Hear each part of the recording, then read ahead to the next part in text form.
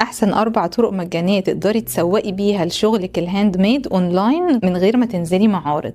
اهلا بيكم في سلسله ديكوباج في دقيقه مع دكتور. مبدئيا لازم تصوري منتجاتك حلو، وبعد كده اول حاجه هتبعتيها للقرايب والاصحاب لان هما اكتر ناس هيثقوا فيكي وهيشتروا منك.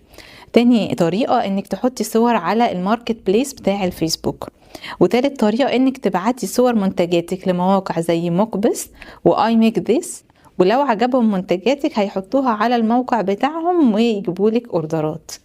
ورابع طريقة تحطي صور على صفحات زي دورجانايز، today I did, I make this، وحد ما يعرفكش خليه يعرفك، وبرضو بينها الناس بتعرفك وبيجيلك اوردرات.